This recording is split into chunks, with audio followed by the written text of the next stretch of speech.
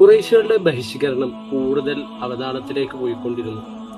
അവിടെ നിന്ന് തിന്നാനും കുടിക്കാൻ പോലും ഒന്നും കൊടുക്കരുതെന്നായിരുന്നു അവരുടെ നിയമം. അവിടുത്തെ ഉമ്മയും ബാപ്പയും അനുജത്തിമാരും അബീ ത്വാലിബും അടക്കമുള്ള കുടുംബക്കാർ വളരെയധികം പ്രയാസത്തിലായി തുടങ്ങി. കരളലിയിപ്പിക്കുന്ന വാർത്തകളാണ് അവിടെ നിന്ന് വന്നുകൊണ്ടിരുന്നത്. വിശന്ന് വലഞ്ഞുകൊണ്ട് കുട്ടികൾ കരയാൻ തുടങ്ങി. വൃദ്ധർ ആകെ തളർച്ചയിലായി. യൗവനക്കാരായ പുരുഷന്മാർ വരെ വളരെയധികം തളർന്നിരിക്കുന്നു.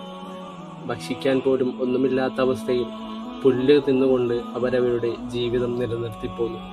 ഇതെല്ലാം കേട്ട് സൈനബ ബീവി അവിടുന്ന് വളരെയധികം സങ്കടത്തിലായി തുടങ്ങി. എൻ്റെ വീട്ടിൽ എല്ലാമുണ്ട്, ഞാൻ എല്ലാ സൗകര്യങ്ങളും അനുഭവിക്കുന്നുണ്ട്. പക്ഷേ എൻ്റെ ഉപ്പക്കും ഉമ്മക്കും ഒരു സഹായം പോലും ചെയ്യാൻ എനിക്ക് സാധിക്കുന്നില്ലല്ലോ. ഇവിടെ നിന്ന് ഭക്ഷണം കൊടുക്കാമെന്ന് കരുതിയാൽ പോലും, വീട്ടിൽ നിന്ന് പുറത്തിറങ്ങാൻ എൻ്റെ ഭർത്താവായ അബുൽ ആസ് തങ്ങൾ അനുവദിച്ചാൽ പോലും, ഇവിടെ നിന്ന് പുറത്തിറങ്ങിയാൽ ഖുറൈശി സമുദായക്കാർ പോലും എന്നെ അനുവദിക്കില്ല. അവർ എന്നെ തടയും, എന്നെ ആക്രമിക്കാൻ നോക്കും. പ്രിയപ്പെട്ടവർ പച്ചിലകൾ തിന്നുകൊണ്ട് വിശപ്പകറ്റുമ്പോൾ സൈനബിന് എങ്ങനെയാണ് ഭക്ഷണം കഴിക്കാൻ പറ്റുന്നത്? അവിടുന്ന് വല്ലാത്ത അവസ്ഥയിലായി തുടങ്ങിയിരിക്കുന്നു.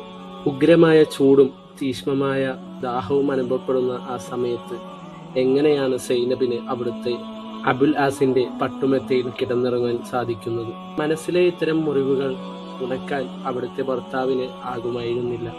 ഇതെല്ലാം മനസ്സിലൊതുക്കിക്കൊണ്ട് സൈനബ ബീവി ഒരുപാട് നാളുകൾ ദുരിതക്കടലിൽ നീന്തി ദിവസങ്ങൾ കഴിച്ചുകൂട്ടി.